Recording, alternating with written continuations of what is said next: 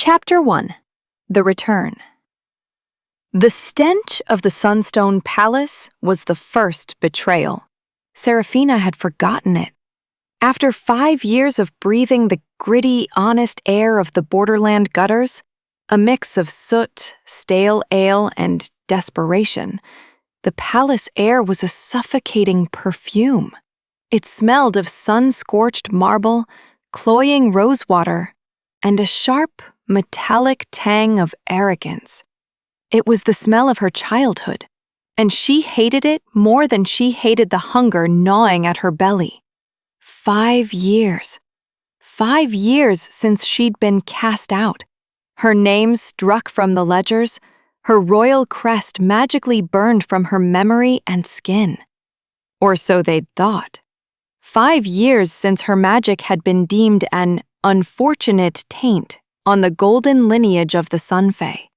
5 years of starving, brawling, and hiding.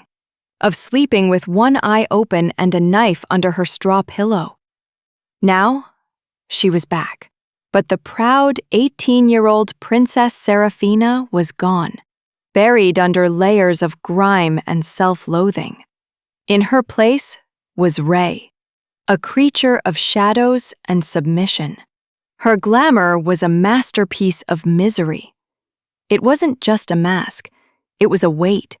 It pulled her shoulders forward, sank her chest, and cast a permanent, dull shadow over her features, making her face utterly forgettable. It tugged her silver eyes into a muddy, downcast brown. It even replicated the stink of poverty and lye soap, a scent designed to make the golden-haired Sun Fae nobles wrinkle their perfect noses and look away. It was the perfect disguise to walk back into the lion's den. Her mission was a desperate prayer. Survive, serve, and steal. Deep in the palace vaults, secured by wards so powerful they made her teeth ache, lay the heart of midnight. They called it a trophy, a spoil of the righteous war that had exterminated her line. It was a relic of the dark Fae, a pejorative her cousin, the Queen, had coined for their shared ancestors, who had been defeated and purged centuries ago. But Seraphina knew the truth. It wasn't a trophy. It was a heart. It was the source of her people's magic, the key to her lineage, and the only reason the land was dying. The Sun Fae had been using it as a battery, a magical amplifier for their own solar power, and the parasitic draw was poisoning the world. She was here to take it back, or die trying. "You're the new tender?" A sneering voice cut through her thoughts, sharp as a shard of glass. Seraphina, Ray, flinched, a practiced, servile gesture that had been beaten into her in the borderlands. She looked up, keeping her eyes low, to see Captain Elara, the head of the Sun Guard.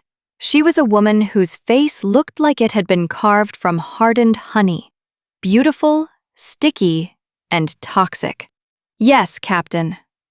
Her voice was a rasp, a broken thing, purposefully devoid of its natural melodic cadence. Her Majesty, Queen Lyra, expects perfection. "You are Shadow Fae, yes?" Elara's nose wrinkled, her lip curling as if Ray's very presence was an olfactory assault. "Yes, Captain."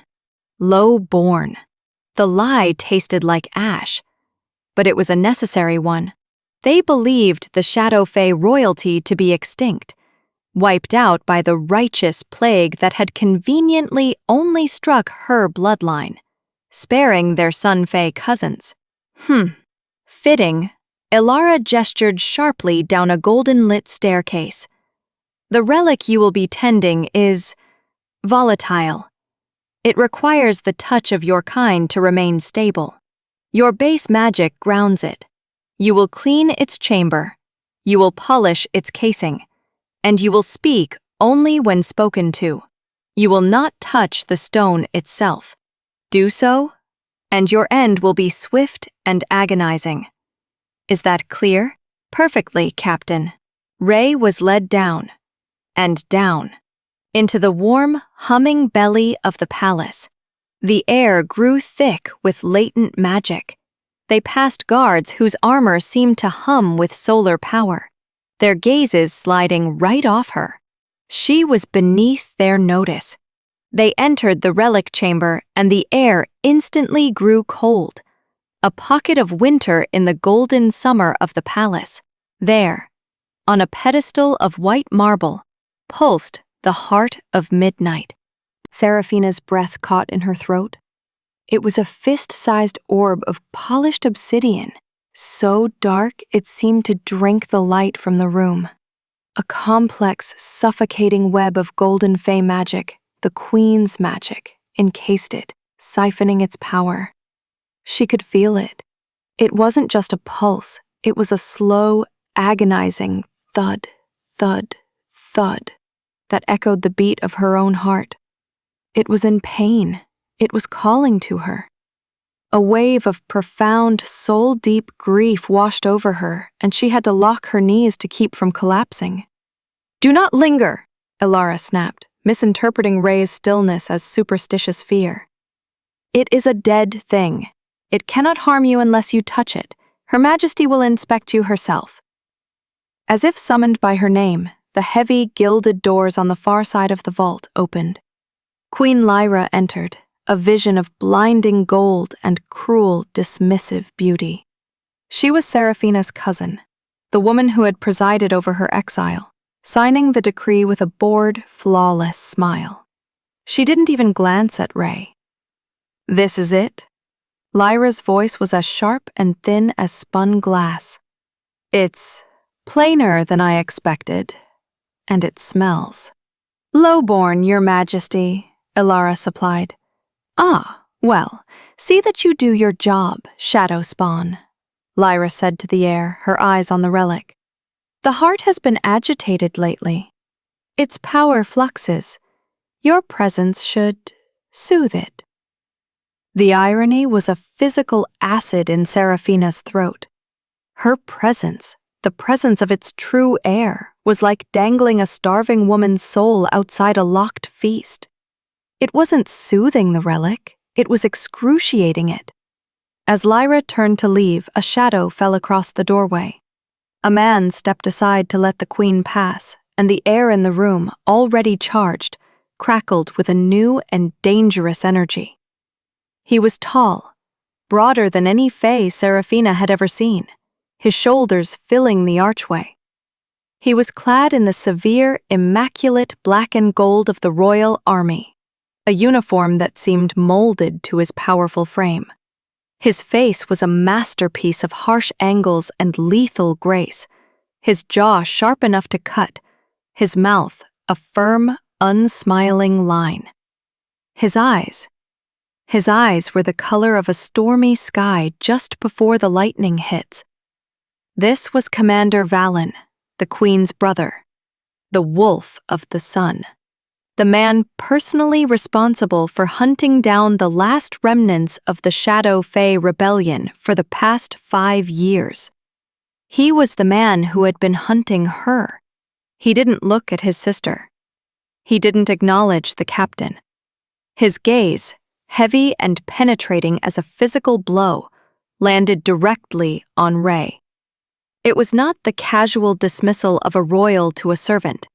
It was not even the sneer she'd received from Elara. It was the focused, calculating, absolute scrutiny of a predator. He saw the hood, the slumped shoulders, the grime, the lie. His head tilted just slightly. His nostrils flared, once. He was scenting her. Seraphina's blood, already chilled, turned to ice. She had planned for the Queen's vanity. She had planned for the guard's arrogance. She had planned for the chamber's wards. She had not planned for the commander's animalistic suspicion. His gaze lingered for a heartbeat too long, a silent promise that he was watching. He knew something was wrong. Then, he was gone, his black cloak sweeping behind him like a thundercloud. leaving Seraphina alone in the cold, pulsing dark with the stolen heart of her people, and the terrifying realization that the Queen's wolf had just caught her scent. Chapter 2. The Commander's Scrutiny. Ray's life became a suffocating routine of silence, humiliation, and terror. By day, she scrubbed floors in the servants' wing, her knees aching on the cold stone, her hands raw and split from the harsh lye soap. She endured the casual kicks of passing guards and the whispered slurs of the golden-haired Sun Fae servants, who saw her as something unclean, a different species.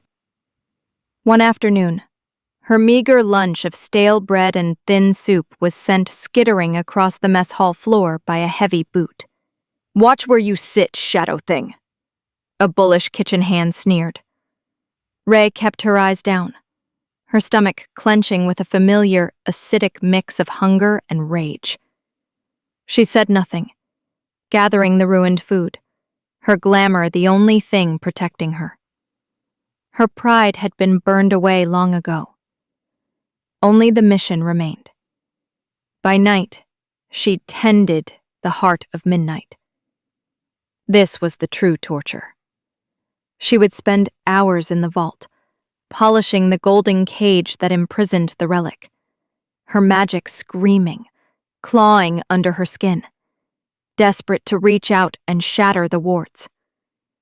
The heart's pulsing thrumming in her bones, a constant, silent song of pain and longing. "I am here. I am here. Free me." It knew she was there. It was waiting.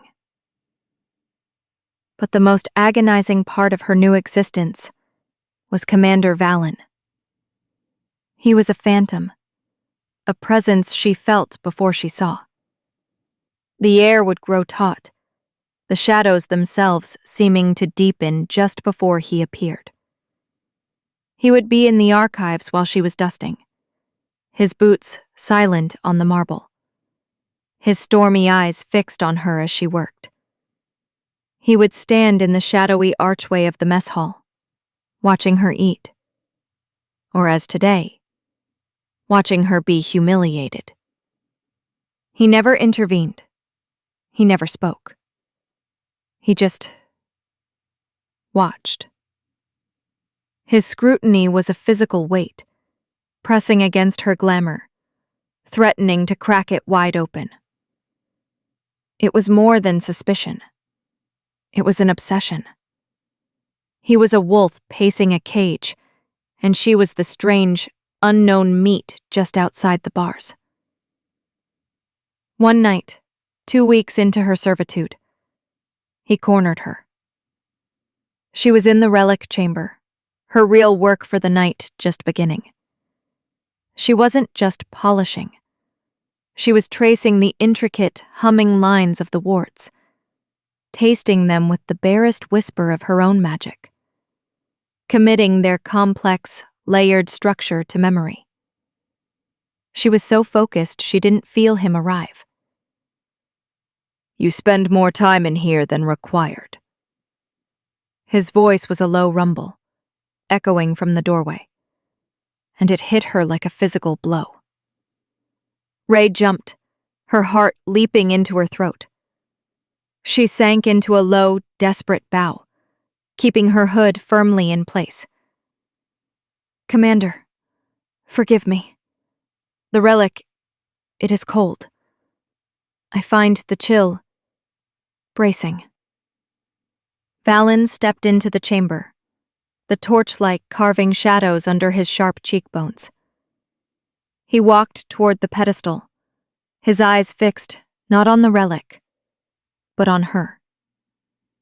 "The other tenders, the ones who didn't go mad, they could barely stand to be in here. They complained of nightmares, of a whispering in their minds." He stopped, close enough now that she could feel the heat radiating from him.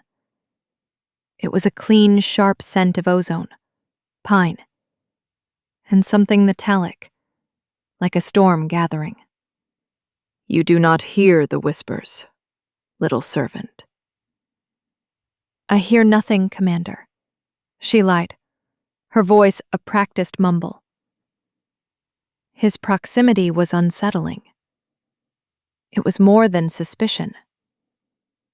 It was that strange, primal pull she'd felt in the corridor. A hum in her blood that seemed to answer the thrum of his power. It was dangerous. It made her sloppy. Look at me. The command was soft, but laced with iron. Slowly, agonizingly, she lifted her head. She kept her eyes focused on his chin, on the severe cut of his black uniform. But it was a futile effort. His gaze was too intense. He leaned in, his stormy eyes scanning her shadowed face. You have the eyes of a survivor, Ray. Not a servant. Survivors are dangerous. They have nothing to lose. I have my life, Commander, she whispered, forcing a tremble into her voice. I wish only to keep it. Valen's gaze lingered, a flicker of something, confusion, passing through their depths. He was closer now, too close. He was close enough to touch. She could see a small, faded white scar on his jaw, a single imperfection in his lethal facade. There was an instinct, wild and suicidal, to reach out, to trace it. She clenched her fists, her nails biting into her raw palms. He leaned in even further, his face inches from hers. He was pretending to intimidate her, to scrutinize her. But he was doing something else. He was scenting her again. His nostrils flared, just once, and his eyes narrowed, his brow furrowing. He was confused. The glamour was strong. He was getting lye soap, dirt, and her fear. But beneath it, masked and faint, he was catching something else. Something his primal Fae instincts were screaming at him about. You are an anomaly, he said, his voice a low growl. He was so close she could feel his breath ghost across her cheek. I detest anomalies. I am just a servant, Commander. Nothing more. He stared at her for another long, suffocating moment, his eyes filled with a predatory, frustrated hunger he didn't seem to understand. Then, as if her presence physically pained him, he shoved himself back. See that you are, he said, his voice clipped. He turned on his heel and left, his black cloak sweeping behind him like a thundercloud. Ray sagged against the wall, her legs shaking so hard she could barely stand. He knew. He didn't know what, but he knew she was a lie. Her mission had just become infinitely more complicated. But as she composed herself, her heart hammering against her ribs, she realized something else. When he had stood that close, his scent, it hadn't just been pine and ozone. Beneath it, she'd smelled something else. Faint, almost forgotten, but unmistakable. Night-blooming jasmine. She shook her head, dismissing it. It was a scent from her childhood, from the Royal Shadow Fae Gardens, a scent she hadn't smelled in 5 long years. It was impossible. It had to be a trick of her memory, a hallucination brought on by proximity to the one man in this palace who could, with a single word, have her executed. Chapter 3. A Crack in the Armor. Seraphina knew she was running out of time. The heart of midnight was growing weaker. Its pulse, which she felt as a constant, dull ache behind her ribs, was becoming faint. Its light dimming. The effect on the land was no longer subtle. The blight, Once a rumor from the border provinces had reached the capital. The palace gardens, once a miracle of eternal Fae spring, were showing signs of a creeping, ugly death. Golden leaves were edged with black, necrotic rot. The famous sun roses, a symbol of Lyra's power, were drooping, their petals a sickly, pale yellow. The siphoning was accelerating. Lyra, in her arrogance, was either blind to it, or worse, didn't care. This new, terrifying reality forced Ray to change her tactics. She began her true work in the dead of night. While the palace slept, she slipped through servant tunnels, her glamour blending her into the very shadows she was born from. She could no longer risk tasting the wards in the chamber, not with Valen's phantom-like appearances. She needed to understand them from a distance. They weren't just sun magic. They were ancient, complex, and, as she'd feared, tied directly to the Queen's own life force. Bypassing them would be nearly impossible. Stealing the relic would be a suicide mission, unless she could find a flaw. A way to sever the link to Lyra without killing the Queen and herself in the process. One evening, while cleaning a corridor near the Royal Solar, a duty she'd bribed another servant to get, she heard voices.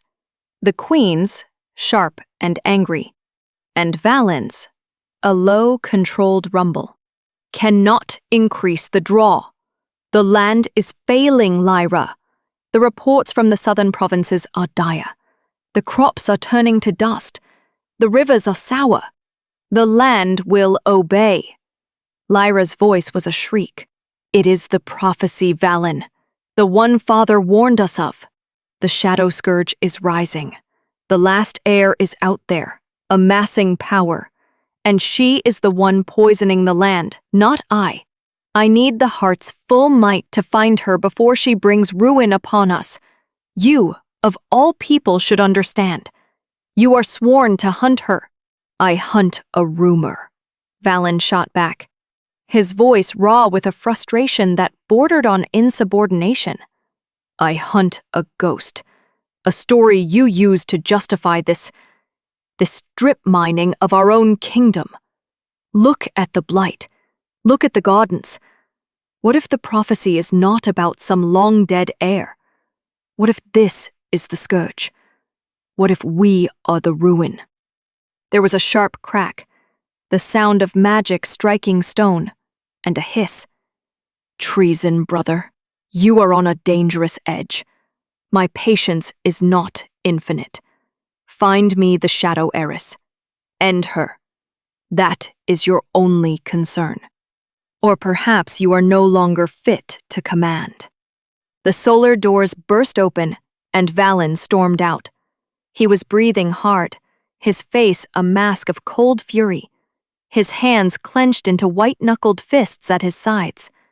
He didn't see Ray, who was pressed into a small alcove, her heart hammering so hard she was sure he could hear it. He stalked down the hall, and she slipped out, her mind reeling. He was hunting her. Not just her people, but her, Seraphina, the last heir. And he was doubting. He saw the rot. He saw the truth his sister so desperately ignored. She should have fled. She should have hidden, gone back to the kitchens and scrubbed the floor until her hands bled. Instead, her feet moved of their own accord. That strange, inexplicable pull was back, dragging her in his wake. She found him an hour later in the Moon Garden, a forgotten, overgrown courtyard rarely visited by the Sun Fae. It was the one place in the palace the blight had not yet touched, as if the moonlight offered some small protection. He was standing by a withered, dry fountain, his back to her, his shoulders rigid with tension. She stepped on the gravel, a deliberate, suicidal sound. He didn't turn. He knew it was her. She's going to kill us all, isn't she? He said, his voice devoid of its usual command. It was the voice of a man, not a commander. A man who was lost. Ray stayed in the shadows of a crumbling colonnade. The queen is strong. Her magic is absolute. He let out a bitter, harsh laugh. She's a parasite. She's clinging to a stolen power, and she's killing the host. He turned, and his stormy eyes, haunted and full of conflict, found her in the gloom. She speaks of a shadow scourge, while she herself poisons the wells. She trusts no one. She's strangling the court with her paranoia. He took a step toward her, the magnetic pull from the relic chamber returning tenfold, humming in the cold night air. You're shadow Fae, Ray. You're different. You don't fawn. You don't scheme. You just watch. Watching is safer, Commander. Is it? He took another step. He was closer now, just beyond arm's reach. She sees enemies in every shadow. She sees me as an enemy, her own blood. He stopped, so close she could smell the wine on his breath, sharp over the scent of pine. What does an outsider see, Ray? A servant with no stake in this. Tell me, what do you see? Seraphina's heart ached. He was so close to the truth, yet worlds away. He was confiding in his sworn enemy. He was baring his throat to the wolf. She gave him a piece of the truth, cloaked in a servant's observation, her voice a low whisper. I see a queen who fears her own shadow. Ray whispered, her true voice, melodic and clear, almost slipping through her glamour.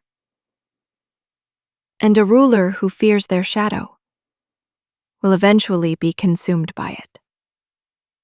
Valen stared at her, his mask of command completely gone, replaced by a raw, stunned vulnerability.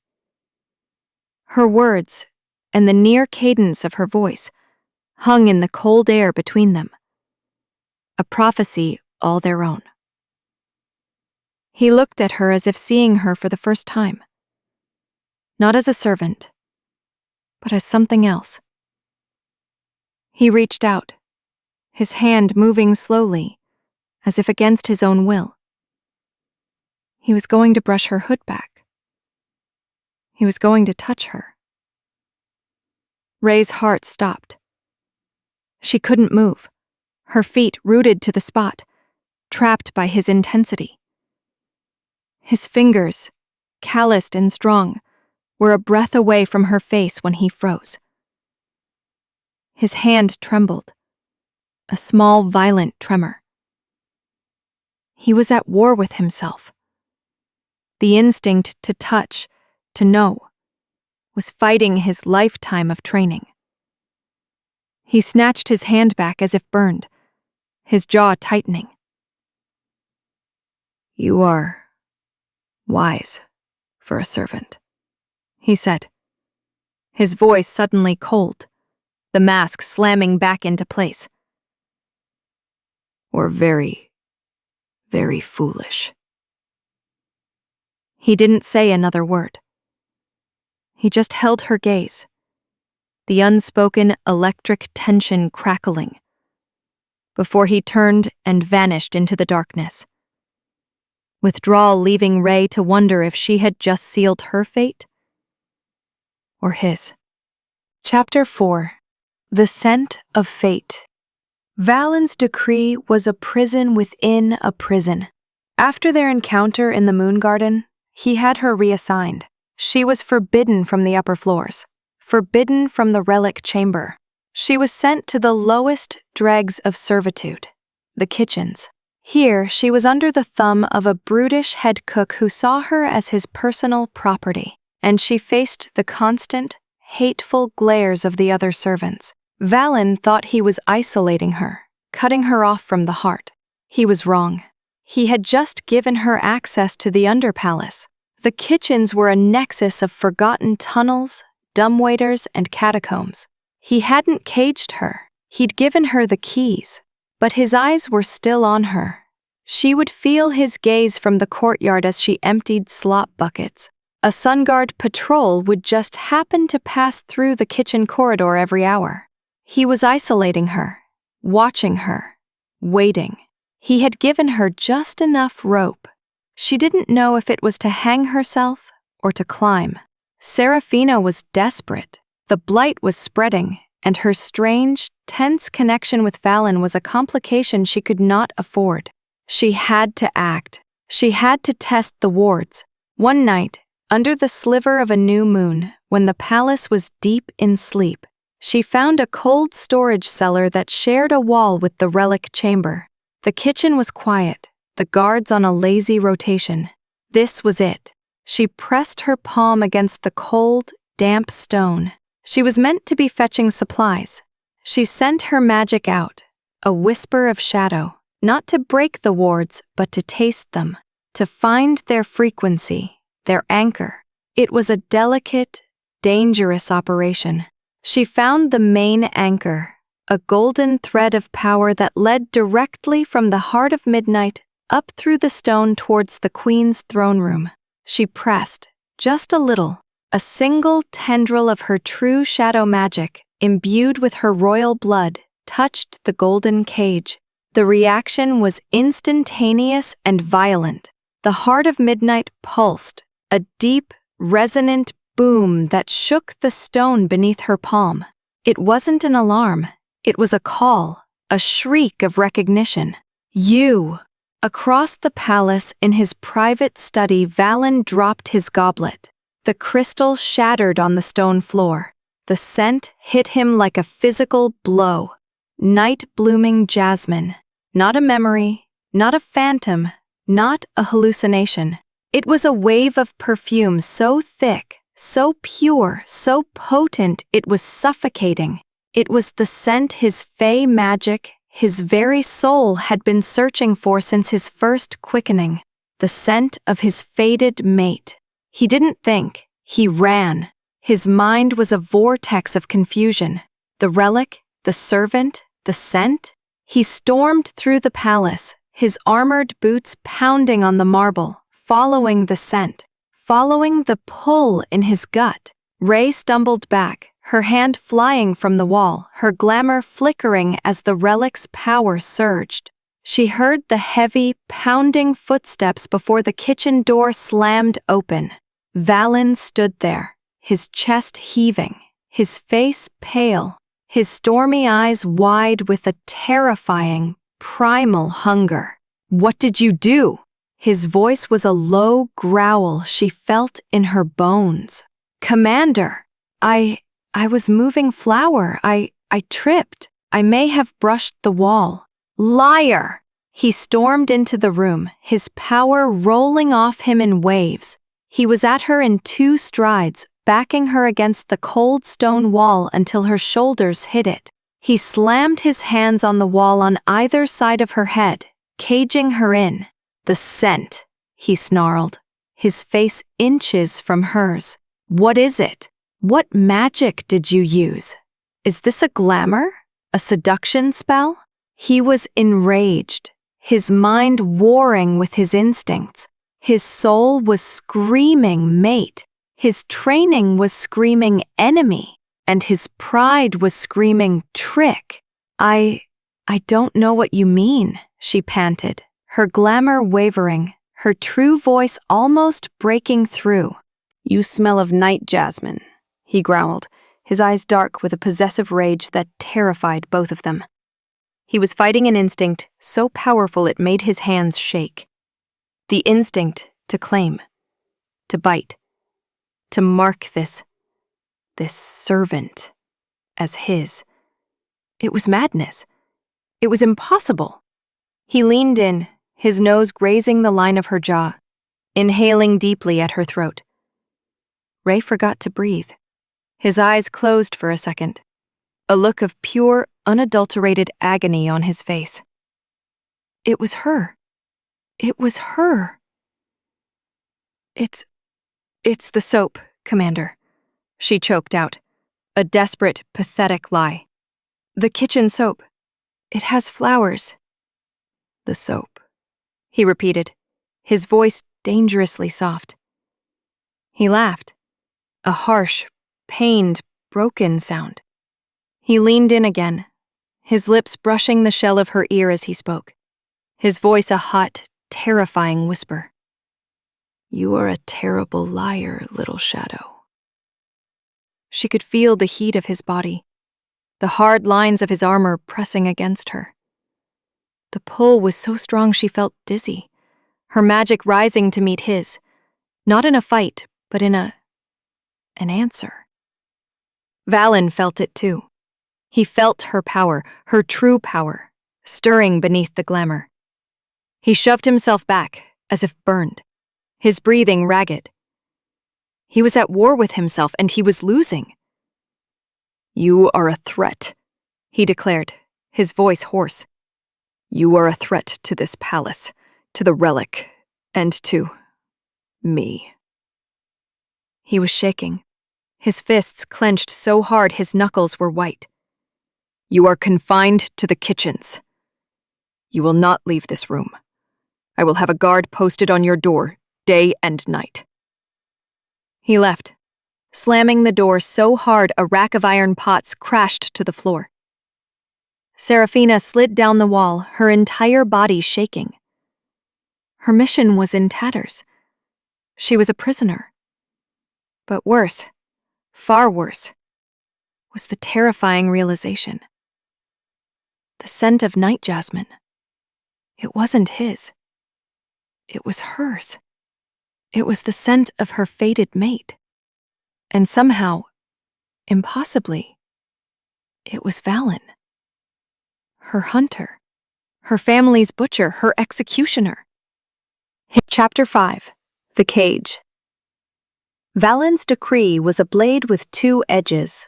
For Seraphina, it was a sentence of hard, brutal labor in the suffocating heat of the kitchens, followed by confinement in a windowless, damp storage cellar that served as her cell.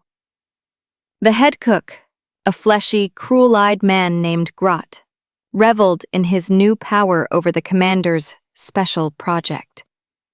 He made her scrub cauldrons with sand until her hands were raw and bleeding, and forced her to haul sacks of flour that were nearly her own weight, all while a silent, steel-faced sun guard watched from the doorway. But the true prison was the fated mate bond. It was no longer a gentle, confusing pull or a phantom scent. It was a living, breathing thing. A chain of raw, agonizing magic now linked her to Valen. And he was tormented. She could feel him. It came in waves, a psychic backlash that bled across their new, unwanted connection. She'd be scrubbing a floor and would suddenly be hit by a wave of such crippling, suffocating rage that she would drop the brush, her whole body shaking. An hour later, she'd feel a profound, aching confusion that mirrored her own. And worst of all, late at night, when the palace was silent, she would feel his longing. It was a raw, primal, wolfish hunger that echoed in her own bones. A low, humiliating ache that made her skin flush and her stomach twist. He was her hunter, her family's destroyer, the man sworn to end her line, and her very soul was crying out for him. It was the most profound violation she had ever known. For Valen, it was infinitely worse. He had confined her, put her under guard, and in doing so, had caged himself. The scent of night jasmine was no longer a phantom. It was a beacon. It was a drug. He could smell her from his study 3 spires away. He could feel her fear, her exhaustion, and her simmering, defiant hatred. And it was driving him mad. His training, his oath to his father, his loyalty to his sister. All of it screamed that she was an enemy, a spy, a witch who had ensnared him with a seduction glamour. She had to be. But his soul, his Fae wolf instinct, screamed one undeniable, agonizing word. Mate. He couldn't sleep. He couldn't eat. He paced his chambers like the animal he was, his command staff bewildered by his savage, unpredictable temper. After 3 days of this self-imposed torture, he couldn't take it anymore. He needed to see her. He needed to break her. He needed to prove to himself that she was a liar, that this thing between them was a trick.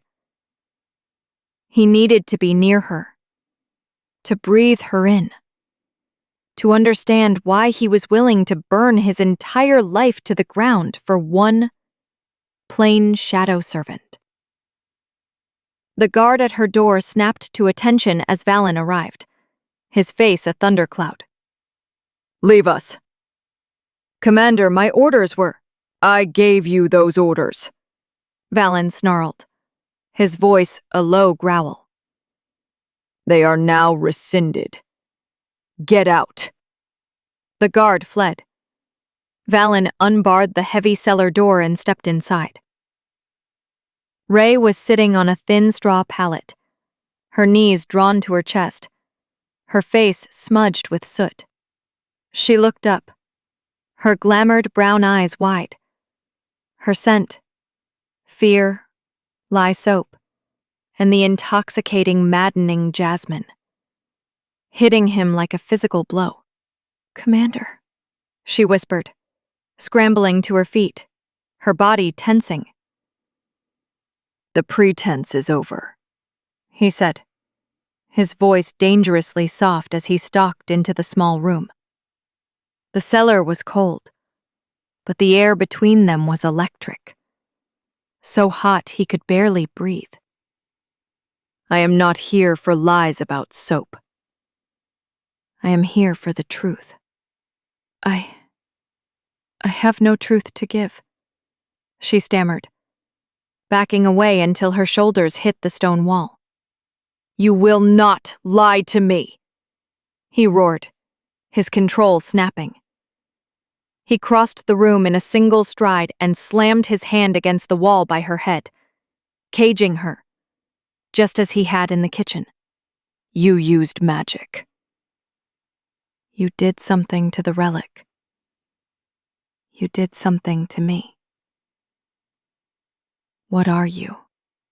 "I am a servant," she cried, her own terror twisting into defiance.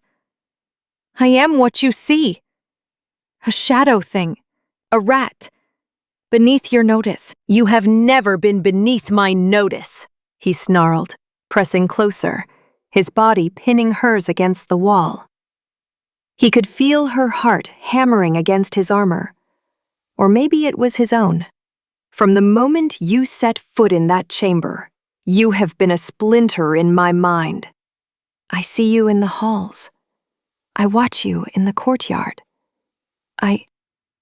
I feel you, even when I am not."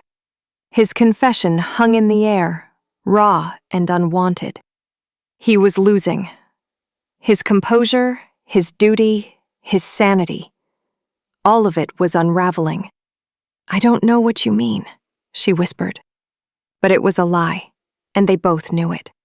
The bond between them was thrumming, a live wire, and his proximity was agony. "Don't you?" he growled. He lowered his head, his face just inches from hers, his gaze dropping to her mouth. "You smell of her." He didn't say the word mate. He couldn't. It was too insane. But she heard it.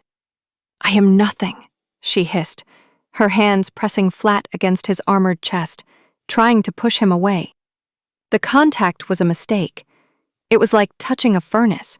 A jolt of pure, possessive energy shot up her arms, and she gasped. Valen groaned. The sound ripped from him. A low, animalistic sound of pain and need. "Stop," he commanded, though he was the one pressing closer. His other hand came up to her throat, his thumb tracing the line of her jaw. His touch was rough, possessive, a brand. "Who sent you? What is your mission? Tell me, and I will protect you."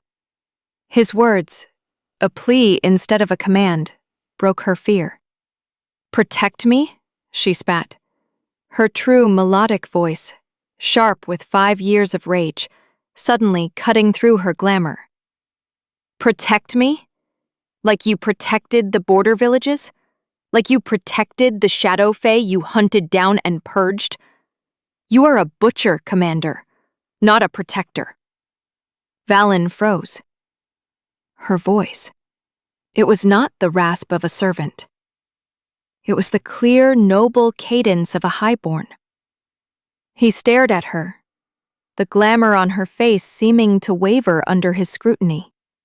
"What did you say?" She had gone too far.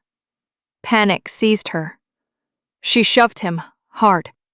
"Get away from me!" He didn't budge. He was a mountain of steel. His hand tightened on her jaw, not painfully, but with an unbreakable grip, forcing her to look at him. His stormy eyes were wide, a new, dawning horror in them. That voice.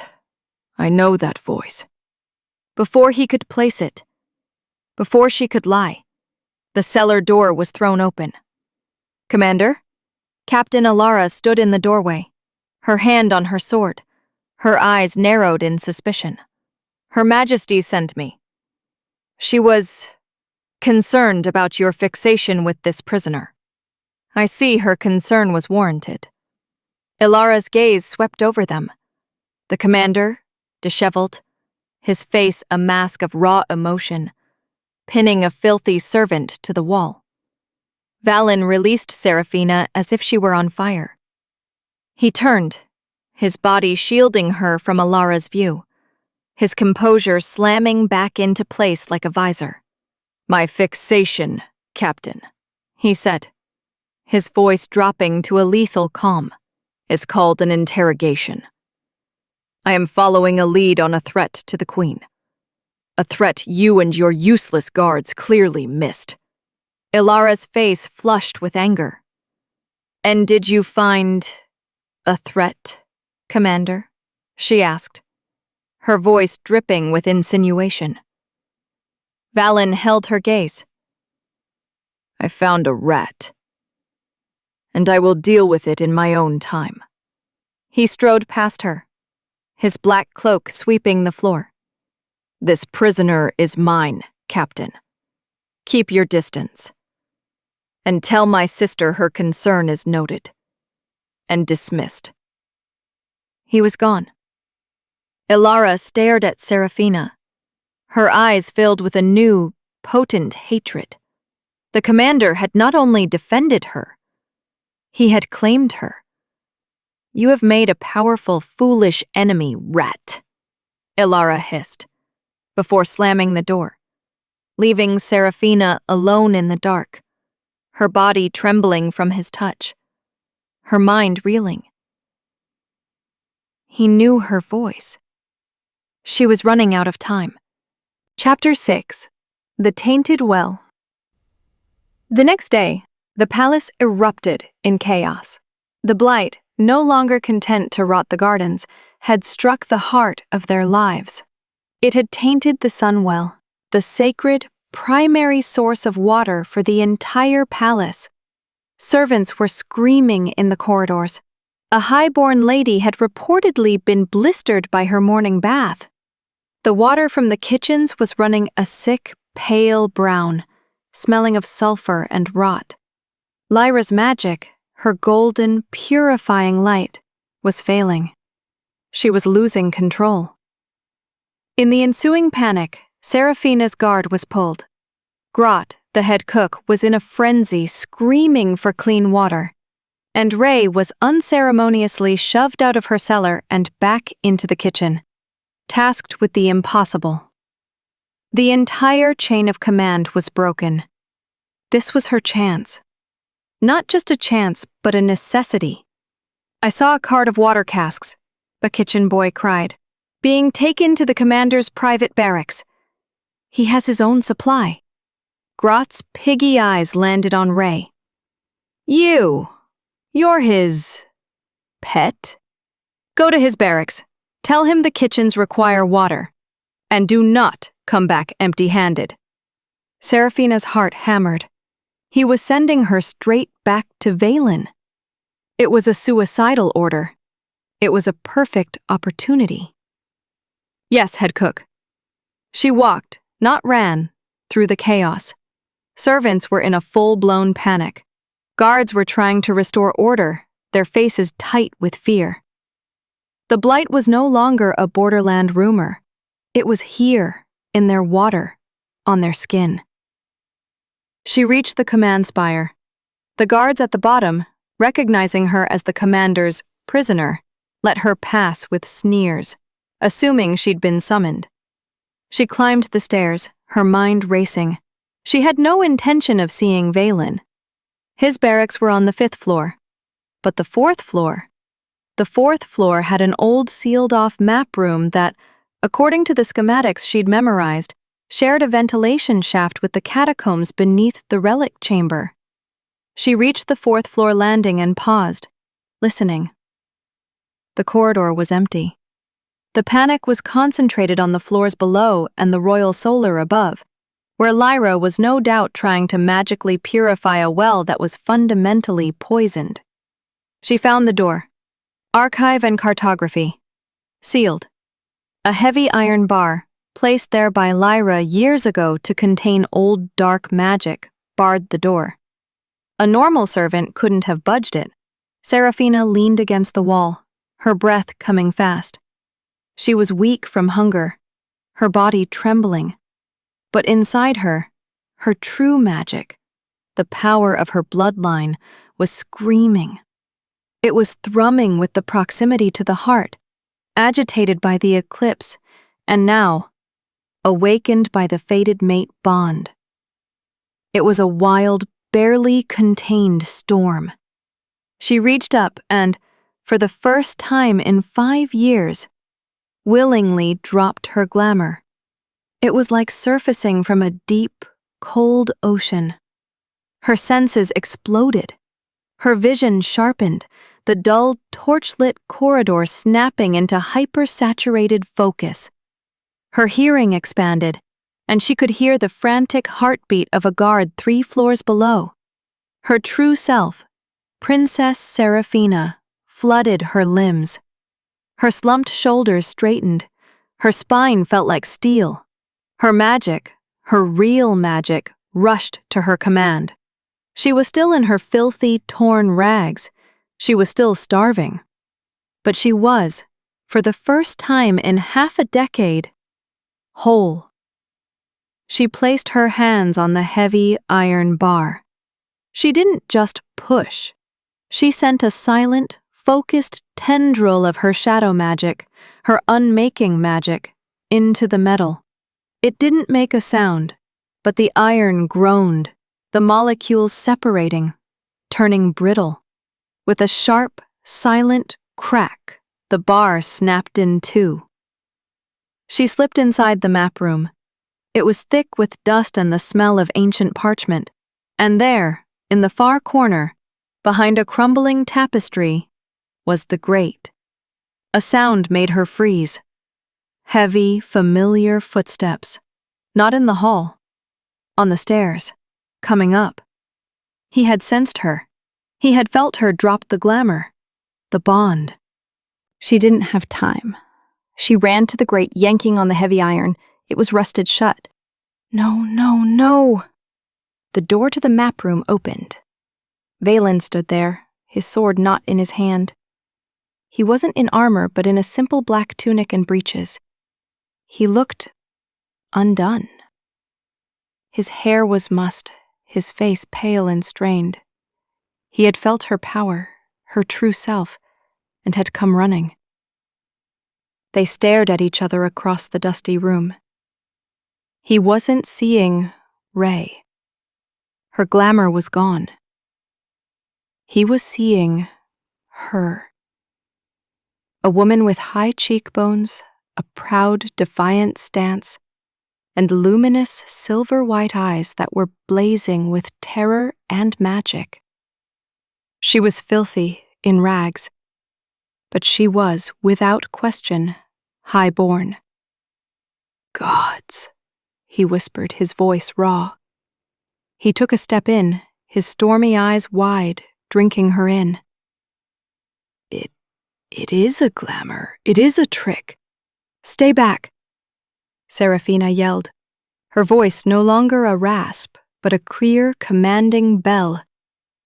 She pressed herself against the wall, her magic wild and untrained gathering around her, the shadows in the room stretching toward her.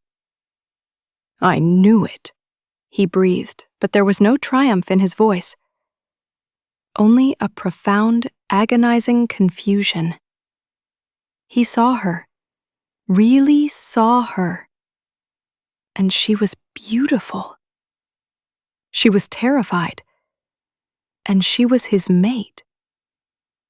"Who are you?" He took another step.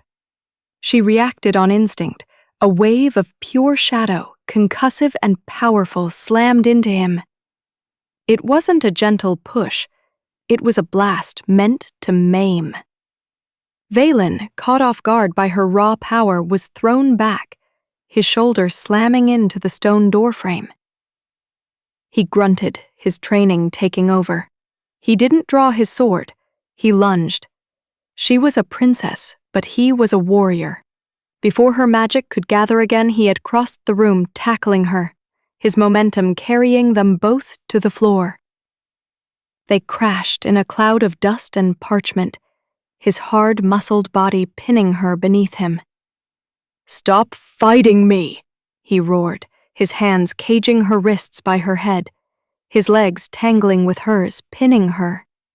"Get off of me!" she screamed, struggling. But he was too strong. They were a mess of limbs, of ragged breathing, of panic. And then they both froze. Their bodies were pressed together, chest to chest, hip to hip. The fated mate bond, no longer a phantom, no longer a scent, ignited. It was a physical, searing heat. A jolt of pure, white-hot energy shot through them both, a shock so profound it stole their breath. Seraphina gasped, her magic grounding, her body going limp. Valen stared down at her, his stormy eyes blown wide with a dark, possessive hunger that had nothing to do with interrogation, and everything to do with a primal Fae need. "What is this?" he growled, his voice a ragged whisper.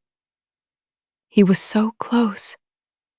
His scent, pine, ozone, and now her jasmine reflected back at her, was all she could breathe. "It's nothing," she panted, her lie pathetic. "You lie," he whispered. His gaze dropped to her mouth. He was at war, his entire body trembling with the strain. The commander was screaming, "Traitor, enemy, kill her!" The wolf was screaming, "Mate, mine, claim her." He lowered his head, his lips hovering a breath from hers. "Tell me the truth," he commanded, his voice breaking. "Tell me, or by the gods, I will." "You will what?" she challenged, her silver eyes blazing, her fear momentarily eclipsed by rage. "Kill me? The way you killed all the others?" The words hit him like a bucket of ice water. He flinched, the haze of lust and magic clearing, replaced by the cold, familiar sting of duty. He stared at her, at the hate in her eyes, at the power radiating from her. He had his answer. She wasn't just a spy. She was one of them. She was the enemy he'd been hunting. He shoved himself off her, scrambling back as if he'd been burned. "So it's true," he breathed, his face pale, his mind racing. "You're one of the rebels. You're here for the heart." "I'm here," she said, pulling herself to her feet, her voice shaking but full of her refound pride. "For what is mine?" He stared at her, his heart hammering, his world tilting. He should have killed her. He should have called the guard. He should have put his sword through her heart. Chapter 7. The Reckoning. 3 days. 3 days of suffocating electric tension. Valen's words were a riddle Seraphina couldn't solve. "I will not be there to stop you." It was a lie. She knew it. He was a warrior, a strategist. He didn't abandon his post, and he didn't leave an anomaly to fester. He was setting a chessboard, and she was his opposing queen. The question was, who was the real enemy? Her or Lyra? She spent the 3 days in the dark, dusty map room, a willing prisoner, her mind racing. The panic in the palace had worsened. The tainted water had caused sickness, and Lyra's response was not to heal, but to punish. She'd had 2 servants, accused of hoarding clean water, publicly lashed. The act was one of desperate, failing authority. The nobles were whispering. Valen, conspicuously, was nowhere to be seen. He had, according to rumor, taken a legion to the border to quell an uprising. Another lie. He was in the palace. She could feel him. He was coiled, like a great wolf, waiting. On the 3rd day, the sky began to die. The sun, a healthy gold in the morning, became a sickly, bruised orange. A creeping, unnatural twilight fell over the golden city at midday. The twin moons, one of black rock, one of white, began their slow, 1,000-year crawl across the face of the sun. The double eclipse. In the palace, sun magic flickered, sconces sputtered. The golden wards that lined the halls dimmed to a dull, listless bronze. The sun fae grew sluggish, their arrogance replaced by a primal, superstitious fear. They huddled in the great hall, their gazes fixed on the darkening sky. This was her moment. The eclipse would last for 17 minutes.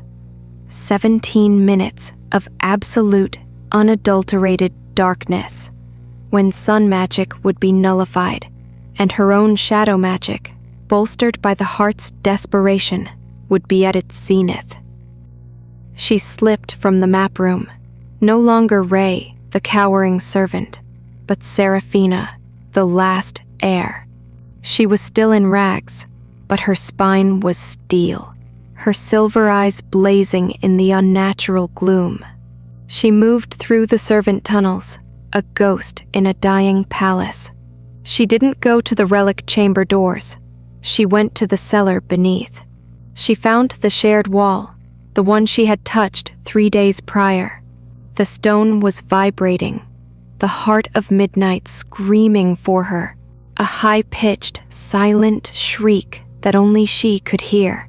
She placed her hands on the stone. "I am here, old friend," she thought, her magic surging. "This will hurt. Forgive me." She didn't just push. She unmade. She commanded the shadows within the stone, the spaces between the molecules, to let go. The mortar turned to dust. The stone blocks, each weighing more than a man, shifted with a low, groaning rumble.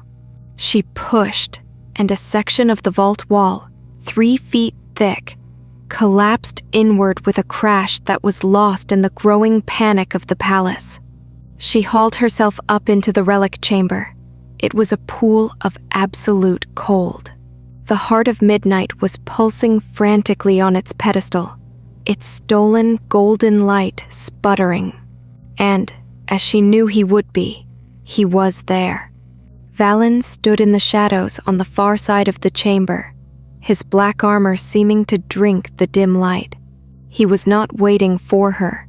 He was waiting with her.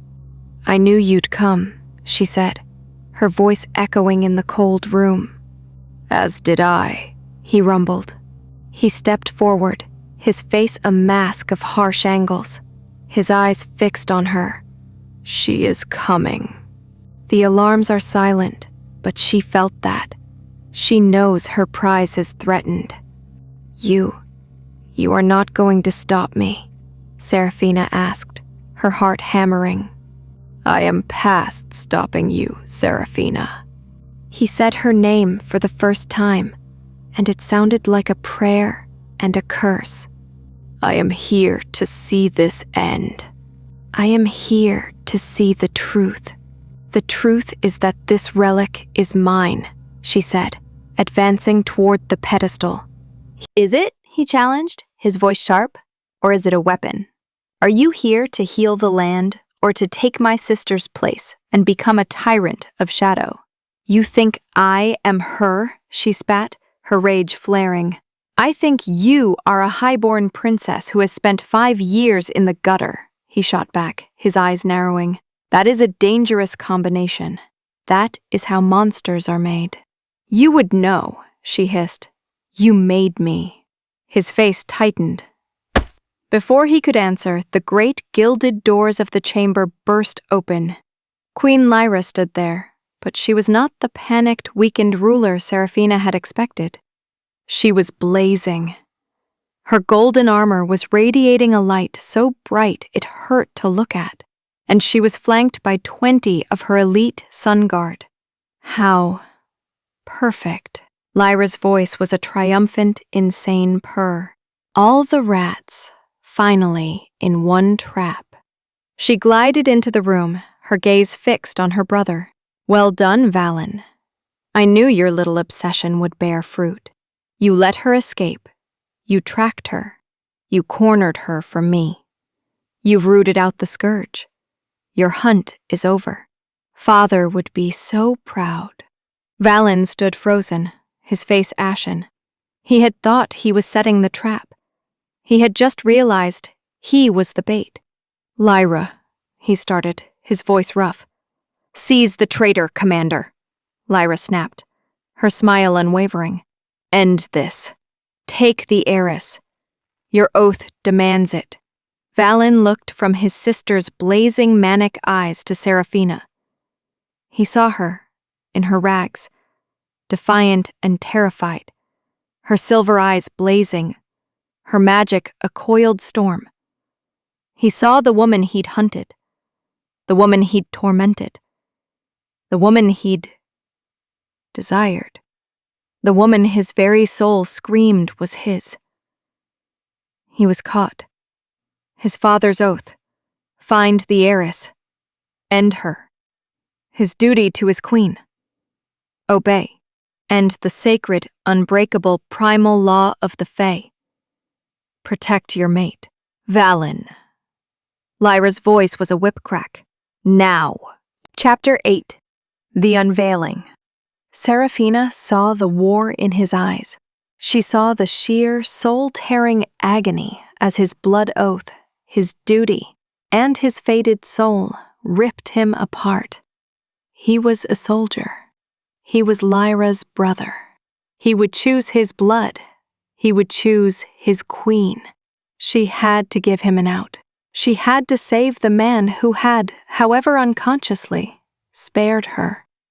"He is not with me, Your Majesty," Seraphina shouted, her voice ringing with a desperate, false strength. "He caught me!" He was doing his duty. She took a step toward the heart, drawing Lyra's attention. This was my plan alone. I enchanted him. I used my magic to glamour him, to make him trust me. She was lying, painting herself as the monster Lyra always wanted, giving him an escape route, a way to survive his sister's wrath. Lyra laughed, a high, thin sound. Oh, I know you did, little rat. He is, at his core, a loyal dog. But your magic is stronger than I thought. It doesn't matter. He has served his purpose. He led me to you. Valen looked down at Seraphina. He saw her sacrifice. He saw her bravery. He saw the woman who, even now, with her world ending, was trying to save him. And he saw the woman who had, in a matter of weeks, undone his entire life, and in doing so, had shown him the truth. He made his choice. He rose to his full height, his hand not going to his sword, but to his chest. She is not lying, he said, his voice a low, iron rumble. Seraphina and Lyra both froze, staring at him. She did enchant me, Valen continued, his stormy eyes locking with his sister's. She enchanted me the moment she was born, as I was enchanted to find her. This is not a glamour. It is fate. What babbling nonsense is this? Lyra hissed. Valen took a step, not toward Seraphina, but in front of her, placing his broad body between her and the Queen's Guard. I, Valen of the Sun, commander of the Fae Armies, son of Theron. Recognize her. I recognize my Anamkara, my soul bond. Your what?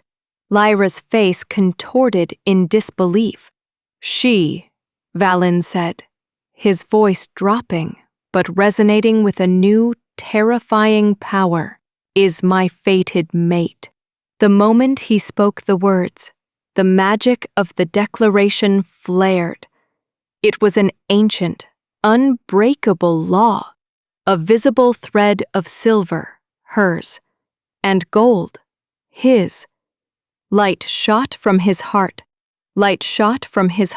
across the small distance and sank into hers, sealing them, marking them, an unbreakable, visible bond in the air. Seraphina gasped, a jolt of pure, validating warmth flooding her, a feeling of home she hadn't felt in her entire life. Lyra screamed. It was not a word. It was a sound of pure, unadulterated rage, a physical force that cracked the nearby stone. The air pressure in the room dropped, and the Queen's power exploded, her golden aura turning a wrathful, burning white. You would choose this filth, this abomination, over your blood, over your queen, over our father's dying oath? Then you will die with her. Guards, seize them both. The Sun Guard, their loyalty to their queen overriding their shock, lunged. Valen didn't hesitate.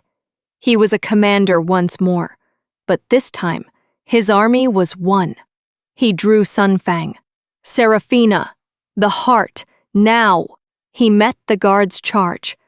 He was a blur of black steel, a master of combat. He wasn't trying to kill, not his own men, but he was a brutal, efficient storm, his blade disarming, his armored fists and feet disabling. But he was one man against 20. Seraphina turned to the pedestal. Lyra, her face a mask of insane fury, was focused on her brother, watching him fight, savoring his betrayal. This was her chance. Seraphina placed her hands on the golden cage. The eclipse was at its peak. The world outside was in total darkness. The cage, its magic nullified, was just metal. She poured her shadow magic, her unmaking magic, into the locks. The gold shrieked and dissolved, turning to black dust. She ripped the cage open, the metal groaning, reclaiming power. No! Lyra shrieked, finally seeing, too late. She turned from the fight and hurled a ball of pure white-hot sunfire, her own power, not the heart's, directly at Seraphina. "Valen!" Seraphina screamed. Valen, his back to her, engaged with 3 guards, felt her terror through the bond. He bellowed, a sound of pure rage, and threw his sword Sunfang end over end. It was an impossible move, a desperate, 1 in a million gamble. The sword spun through the air, intercepting the fireball. The 2 magics collided. The explosion was deafening. It blew Valen and the guards back. It blew Lyra off her feet. And it blew Seraphina, unprotected, backward. She slammed into the far wall, her head hitting the stone with a sickening crack. Her magic, wild and undirected, exploded outward. The force of it, combined with the impact, ripped her cheap servant's tunic from shoulder to waist. And then, all at once, everything stopped. The chamber was a wreck. Guards were groaning. Valen was pulling himself to his feet, his armor smoking. Lyra was staring, her eyes wide. She wasn't staring at the relic. She was staring at Seraphina. Seraphina was slumped against the wall, dazed, her shoulder exposed. And on her skin, on the pale, grime-smeared sweep of her shoulder blade, a mark was glowing with a soft, pulsing silver light. It wasn't ink. It was a birthright, a brand of pure magic woven into her very being, a mark that could not be burned away, only hidden. The crescent moon entwined with a blooming nightshade blossom, the royal crest of the lost Shadow Fae dynasty. "It's you," Valen whispered, his voice shattered, unrecognizable. He was seeing it for the first time. The face, the voice, the scent, the mark. It all came crashing down. Seraphina. Princess Seraphina. The scourge. The heiress. His mate. The heiress. Lyra breathed, her voice a low, triumphant hiss. She began to laugh, a cold, terrible sound.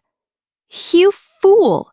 You magnificent, stupid fool!" She rose to her feet, her golden armor scorched. "You declared a mate bond with the one person in this world you were sworn to kill. You have broken your oath. You have chosen a dead woman, and you have given me everything." She raised her hand. "Guards, seize your traitorous commander, and seize his bride. We have a very public execution to plan." Chapter 9. The Sunless Cell. Lyra's command, "Seize his bride," echoed in the ruined chamber, a final venomous note of triumph. The eclipse was ending. The sickly orange light of the dying sun began to creep back into the room, illuminating the devastation. The Sun Guards, their loyalty to their commander shattered by his treason, hesitated for only a second. But Captain Alara, her face a mask of smug vindication, did not. "You heard her, Majesty," she barked, her voice sharp with a pleasure that was almost sexual. "He is a traitor to the sun. She is the scourge. Bind them." Valen, disarmed, his armor smoking, his body battered from the explosion, didn't resist. He simply stood, his gaze locked on Seraphina. He had failed. He had played his hand, and his sister had known his cards all along. He had not only failed to protect his mate, but he had also, by declaring the bond, painted a target on her, turning her from a mere spy into the ultimate symbol of his betrayal. "Valen," Seraphina whispered, her voice choked with dust and terror as 2 guards yanked her to her feet, her hands bound behind her with cuffs of raw, unshielded sun magic. The metal seared her skin and she cried out, her shadow magic recoiling. The sound of her pain broke Valen's stupor. A low, animalistic growl ripped from his chest, and he lunged, even unarmed, toward the guard holding her. "Do not touch her." He never made it. Ilara struck him from behind, the pommel of her sword connecting with the back of his head. He staggered, his vision blurring, not from the blow, but from the searing psychic agony that shot across the new bond. Her pain was his. "Bind the animal," Lyra ordered, her voice bored. She glided past the scene, her golden armor scorched but her posture immaculate. She stepped over the rubble to the pedestal, where the heart of midnight pulsed, now fully exposed. Its cage, dissolved by Seraphina's magic, was gone. Lyra reached out, her fingers tracing the obsidian surface. "So, this is it," she mused. "The great, dark heart of our ancestors." She closed her hand around it. Seraphina screamed, a soundless, psychic shriek that tore through Valen's mind. The moment Lyra's parasitic magic touched the heart, it felt like 1,000 burning needles were being driven into Seraphina's own chest. The relic was hers. It was part of her soul, and Lyra was violating it. "Ah," Lyra said, her eyes closing in ecstasy as she felt the surge of raw, untamed power flow into her. But she also felt Seraphina. She felt the link. She smiled, a slow, cruel curving of her lips. "I see. It is you. It's well and truly bonded to your bloodline." She turned, holding the pulsing black orb in her hand, and looked at the kneeling, bound Seraphina. "This changes nothing, little rat. Except, now I have your leash." She held the heart aloft. "Take them to the sunless cell. Put them in the same cell. I want the traitor to watch his mate break before the dawn. The execution will be held in the Sunstone Arena. The entire court will see what happens to those who favor shadow over sun." Valen was hauled to his feet, his hands bound in the same searing sun cuffs that held Seraphina.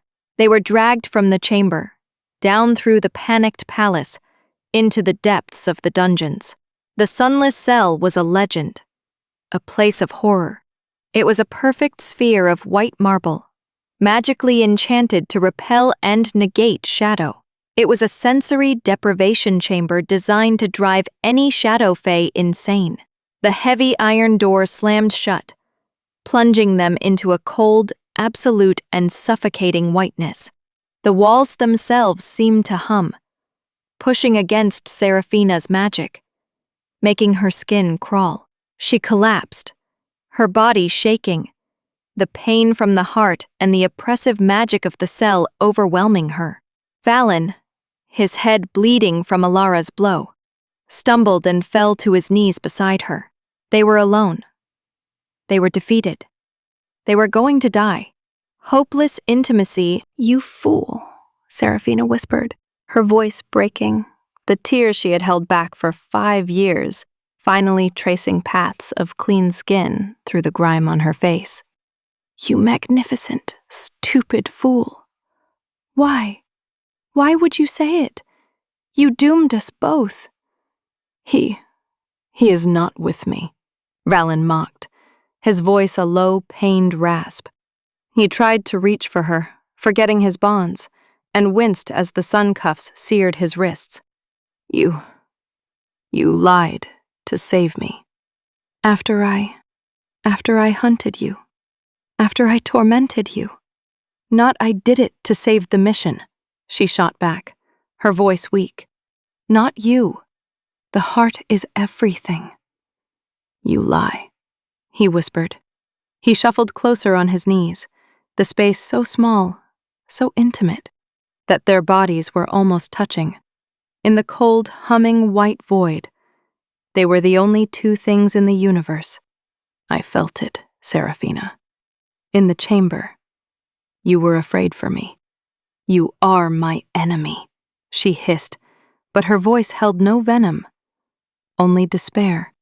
I was, he agreed, his voice thick with a self-loathing that echoed across the bond.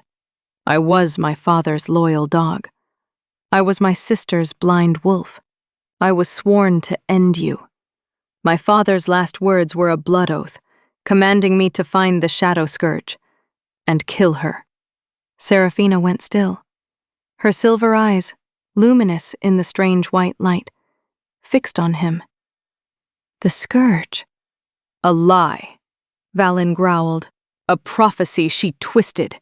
She needed a monster to justify her tyranny. I spent 5 years hunting a monster, Seraphina, and all I found was you. The confession hung in the air, a devastating, beautiful, terrible truth. He, the man sworn to kill her, was the one Fae in the universe who could not. And now, she whispered, now you are bound to the monster. You have chosen a dead woman. No, he said, his voice dropping, his stormy eyes intense. I have chosen my mate. I have chosen the truth. I have broken the wrong oath my entire life. Tonight, I finally kept the right one. He was so close. She could feel his breath, smell the pine and ozone, and the faint metallic tang of his blood. The bond, no longer a phantom, was a raging fire in the cold cell, pulling them, demanding. She will kill you, Seraphina choked out, a new, more personal terror seizing her. She will kill you, and I will feel it. Yes, he said, his voice raw. And I you. That is the bond. He leaned his head against the wall, his eyes closing, the pain of his wound and his magic draining cuffs making him weak. You are so much stronger than I am. The scent, your power. I've been fighting it, fighting myself since you arrived. I am not strong, she whispered. I am in rags. I am starving, and I am terrified. You are, he insisted. He opened his eyes, and the hunger she had felt from him, the wolfish longing, was there, raw and unfiltered. You are fire. You are starlight. And you are mine. He surged forward, his movement clumsy, bound as he was. He didn't have his hands, so he used his mouth. He claimed hers in a kiss that was not a kiss. It was a brand. It was a desperate, primal, pre-execution claiming. It was all teeth and desperation, and 5 years of rage and loneliness crashing into a lifetime of broken duty. Seraphina gasped, her own magic, her very soul rising to meet his. Her bound hands were trapped between their bodies, but she didn't need them. She arched into him, her mouth opening under his, answering his savage, possessive hunger with her own. He growled her name against her lips, a low, animal sound of pure, undiluted need. He was her hunter, her executioner, her enemy, and he was the only thing that had ever felt like home. His lips were rough, chapped, tasting of his own blood and a despair that matched hers. I've been dying since I first saw you in that chamber. He groaned against her mouth, his voice a ragged whisper. Your scent. It's been driving me insane. His lip. I thought it was you, she panted, her lips brushing his. The night jasmine. I thought it was your scent. No, he breathed, his forehead now pressed against hers, his eyes closed, his whole body trembling. It was you. It was you, calling to me, and I was too blind to see it. My wolf knew, my soul knew, but the soldier, the sun, would not listen. The kiss, the bond, the shared breath in the darkness had done something. A jolt of clarity, of shared strength passed between them. Seraphina's mind, once clouded by terror, was suddenly, chillingly clear. "Your sister made a mistake," she whispered, her voice finding its strength. Valen pulled back, his eyes searching hers. "What?" "She left us alive," Seraphina said, a new cold fire in her eyes. "And she left us together. She thinks the heart is her leash, but she's wrong. She is the parasite. I am the host. She is holding a chain that leads directly back to me." Valen stared at her, a slow, predatory smile spreading across his face, mirroring her own. "The arena," he breathed, understanding dawning. "She wants a public show.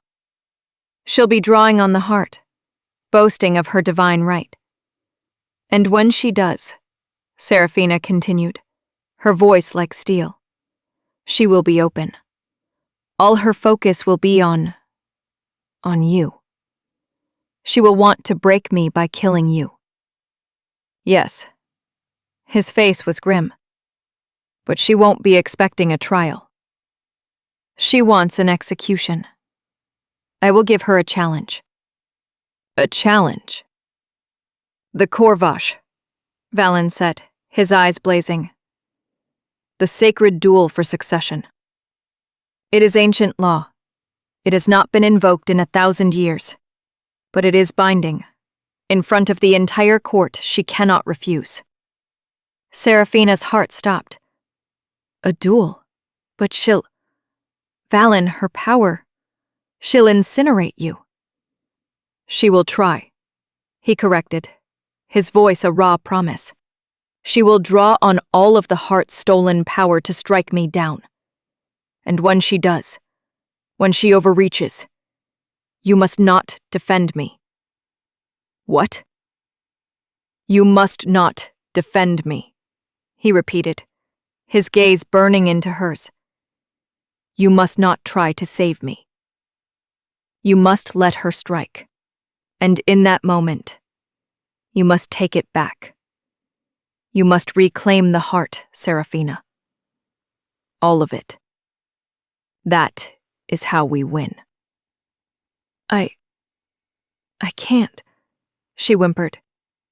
"I can't let her hurt you." "You must," he insisted.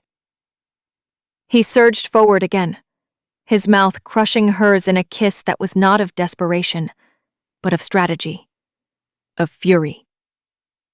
"You are the queen, Seraphina. You are my queen. Now, let's go take our throne." Chapter 10. The Corvash.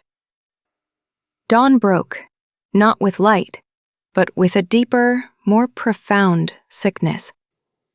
The blighted orange sky cast a pall over the sunstone arena, a vast bowl of golden marble now filled with the terrified, whispering Fae nobility.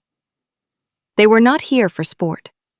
They were here as witnesses to an execution, their loyalty to Lyra secured by fear. At the center of the arena, on a high dais of black obsidian, Lyra stood. She was a vision of terrible, blinding power. She wore articulated golden armor, embossed with a sunburst, a helm of golden rays on her head. In her hand, she held a golden staff, and at its apex, the heart of midnight pulsed with a frantic, stolen light, amplifying her magic, making the very air around her warp and shimmer. "Behold your queen," the herald announced, his voice trembling. "Behold, the Sun Maid." And behold, the traitors. The great iron gates on the far side of the arena groaned open. Valen and Seraphina were shoved out onto the sand. The crowd gasped. Valen was in his scorched and dented black armor, his hands still bound in the sun cuffs. Seraphina was a mockery beside him, still in the ripped, filthy servant's rags, her silver tattoo the only adornment she had, pulsing with a soft, defiant light. "The commander, and a servant," a noblewoman whispered, her voice laced with horrified disbelief. "He betrayed the throne for that? 2 against 1, brother?" Lyra's voice boomed across the arena, magically amplified and dripping with contempt. "How cowardly. Or is she your shield? Will you hide behind a half-dead rat? A mate bond is one soul, Lyra." Valen's voice roared in reply, strong, certain, and carrying to every corner. He met his sister's gaze, his own power, though suppressed, flaring to meet hers. "You are not fighting 2 Fae. You are fighting 1. And you are not our queen. You are a parasite."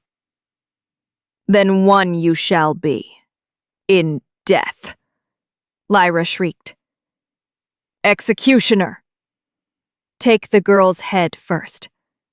Let him watch his soul bleed into the sand." A hulking masked guard stepped forward, his axe glinting. He advanced on Seraphina. She stood her ground, her body trembling, her eyes locked on Valen. "Trust the plan. Trust him." As the executioner raised his axe, Valen bellowed, his voice resonating with an ancient, forgotten power that made the very stones of the arena hum.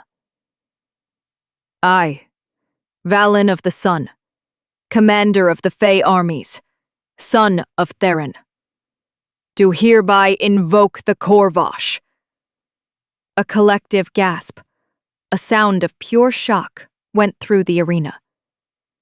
The nobles surged to their feet. The executioner froze, his axe wavering. The Corvash. The sacred duel for succession. It was unbreakable law.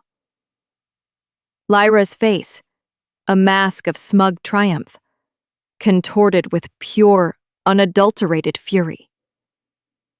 He had trapped her. "I challenge you, Lyra," Valen roared, his voice empowered by the magic of the ancient rite. "Not for my treason, but for yours. For the breaking of the first treaty. For the murder of the true heirs. For the poisoning of the land. And for the attempted murder of a fated bound.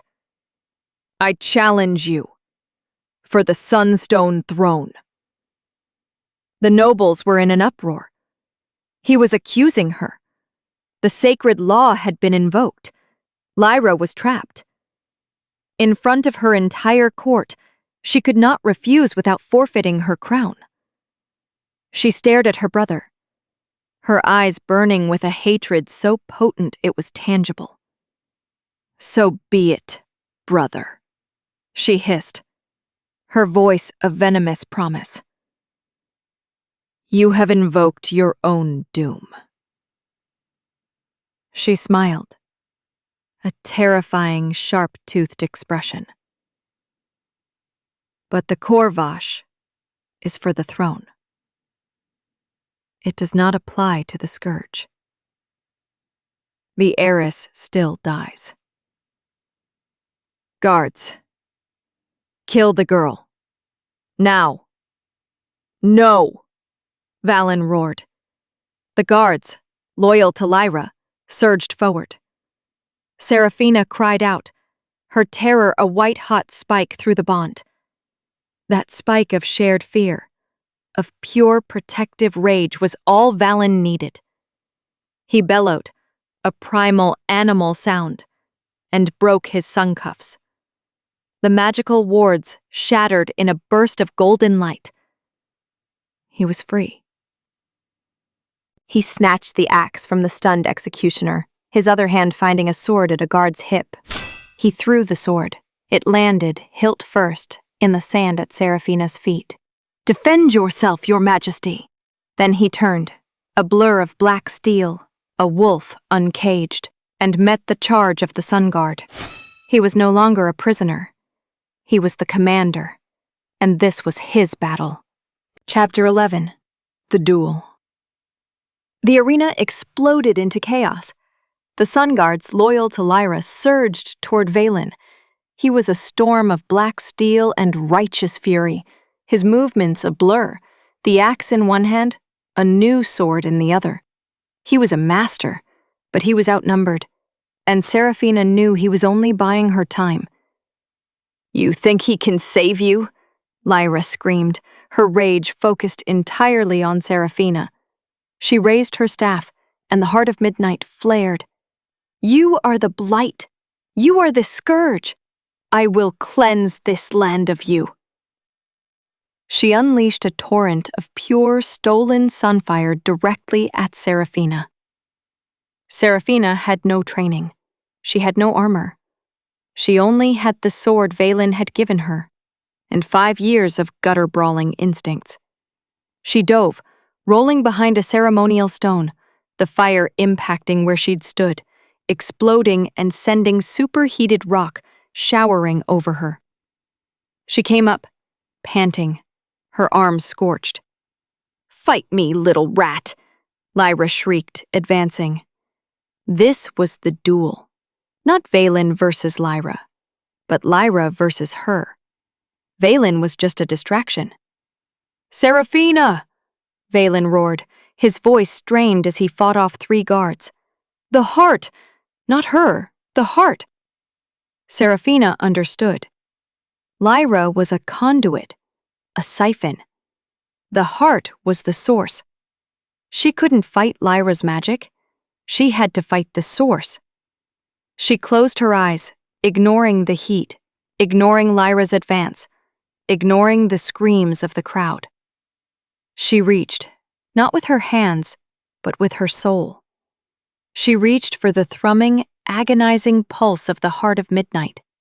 It was screaming, trapped in Lyra's staff, being violated. "I am here," she whispered in her mind. "I am here, old friend. Come home."